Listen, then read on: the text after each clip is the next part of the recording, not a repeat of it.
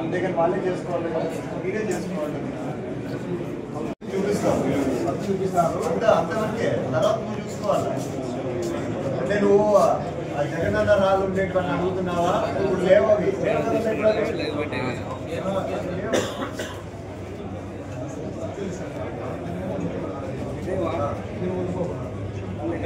దేనికోసం వదులుకోవాలా? Civil matter అది చెప్పు, మళ్ళా నాకు అది చెప్తావు.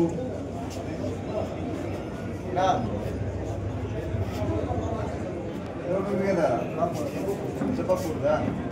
ఎవరిలో వందలు తిన్నా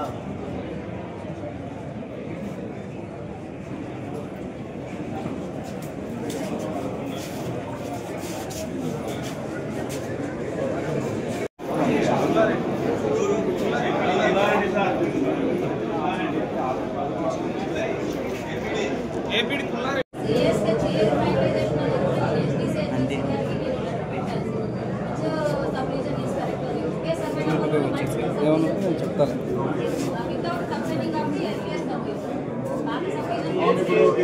పైన వాళ్ళు దీనికి రికమెండ్ కదా యూత్ అని చెప్పేసి ఆర్డీఓ సంథింగ్ కెన్ ఇంటర్వ్యూన్ and then you can say that ఈ పర్టికులర్ థింగ్ వాడేది. లెట్స్ రైట్ టు ఆర్డీఓ ని రాస్తారా?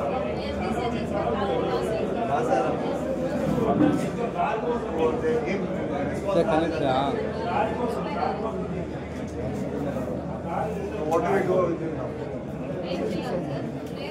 Leda, do I have to write a letter to them? Okay. Uday, sir. ఇప్పుడు మళ్ళా మనం ఒక లెటర్ రాద్దాము. పేపర్ ఏదో దీనిపైది తెలుసా?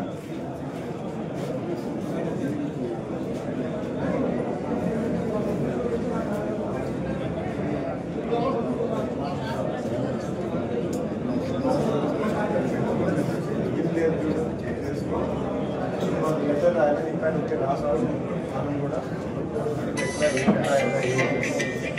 పోయి ఒక కలుస్తుందా సార్? ఏం చేయాలి?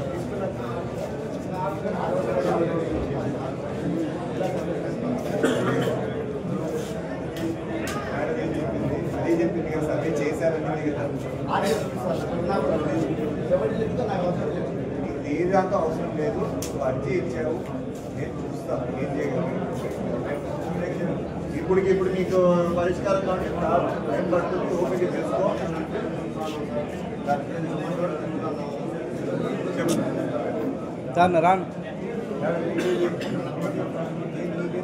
అందరికీ నమస్కారం.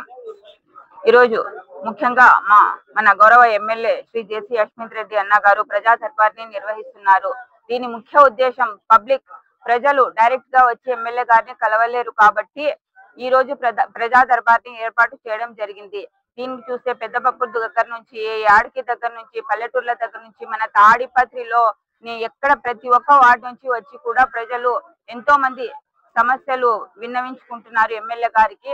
ఇలాంటి మంచి ఆలోచన వచ్చి పబ్లిక్ కి పనిచేసే ఎమ్మెల్యే మా జేసీ అశ్మిత్ రెడ్డి అన్న గారు. ఎందుకంటే మన ప్రభాకర్ అన్న ఊరు ఊరు అని చెప్తూ ఉంటారు, ఎప్పుడు కూడా చెప్తూ ఉంటారు మన తాడిపత్రి బాగుండాలి అనేసి. అలాగే మన ఎమ్మెల్యే శ్రీ జేసీ అశ్మిత్ రెడ్డి అన్న గారు కూడా ఎమ్మెల్యే అయినప్పటి నుంచి నిత్యం ప్రజల్లో కలియ తిరుగుతూ, వార్డులలో ప్రజల్లో కలుస్తూ, పల్లెల్లో తిరుగుతూ, వాళ్ళ సమస్యలను తెలుసుకుంటూ ప్రతిదీ ఆయన చేసుకుంటూ పోతున్నారు. అందుకనేది ఒక చదువుకున్న విద్యావేత్త, చదువుకున్న విద్యావంతుడు ఎమ్మెల్యే అయితే ఎలా ఉంటుందో మా జేసీ అశ్మిత్ రెడ్డి అన్న గారు చూపించినారు. Hats off to our MLA Shri JC Ashmith Reddy అన్న.